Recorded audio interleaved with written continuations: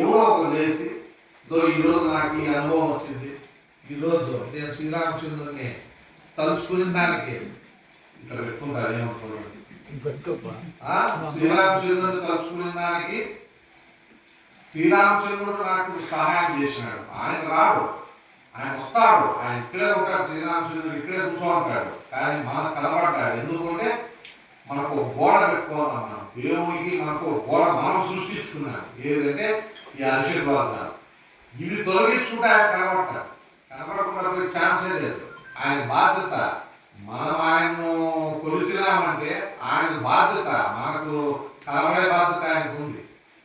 ఇప్పుడు హిరణ్యకశిపుడు ఉన్నాడు, ప్రహ్లాదుడు ఉన్నాడు. ప్రహ్లాదుడు రాక్షస కులంలో పుట్టినా అతను పుట్టినప్పటి నుంచి మహావిష్ణువునే తలుచుకుంటా వచ్చినాడు.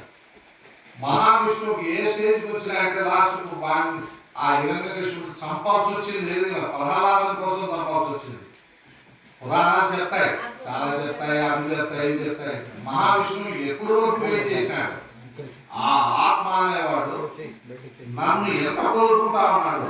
శ్రీరామచంద్రుడు సీతమ్మ వారిని ఎట్లా పరమాత్మ ఆత్మ అయిందో అదే రకంగా ప్రహ్లాదుడు ఆత్మ అయితే మహావిష్ణువు పరమాత్మ.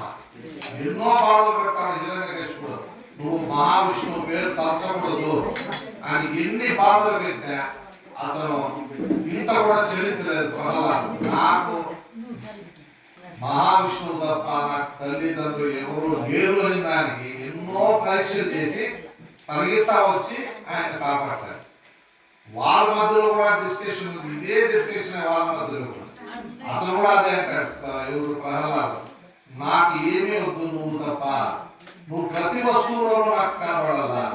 అంటే ఇప్పుడు మైక్లోనూ నువ్వు నాకు కనబడాలా, ఈ హార్మోనియం పెట్టిలోనూ నాకు కనబడాలా, ఆ డోర్లోనూ కనబడాలా, చెట్లోనూ కనబడాలా అని అనుకుంటాడు. ఆయన కోరింది అదే. ప్రహ్లాదుడికి నాకు రాజ్యాలు కావాలా, నాకు ఇది కావాలా, నాకు అది కావాలా అని కోరుకోవాలి ఆయన. నా కోరిక ఆయన కోరుకునేది ఒకటే, పరమాత్మ నువ్వే నాకు ప్రతిదానం నువ్వే కనబడాలా అంటాడు. అది ఆయన ఇస్తాడు.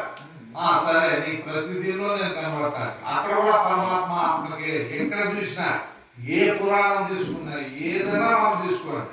ఇప్పుడు అదేంటి గజేంద్ర మోక్షం, దాంట్లో కూడా మహావిష్ణువు మన గజరాజును కాపాడతాడు. అతను కూడా అహంకారంతో ఉంటాడు. ఎవరు ఏనుగు చాలా అహంకారం, నేను గజేంద్రుడు, నేను నన్ను ఎవడు ఏం చేయలేడు. అదే రకంగా వాడికి అహంకారం, ఎవరికి మొసలికి. వాడు నీళ్ళలో వాడు గజేంద్రుడు, వాని అహంకారం వాడికి. ఇద్దరు తలపడతారు. ఇతనికి ఆ మొసలితో నేను ఎంతసేపు దాన్ని చేసేది అహంకారంతో మొసలితో 2000 ఏళ్ళు కొట్టాడతాడు.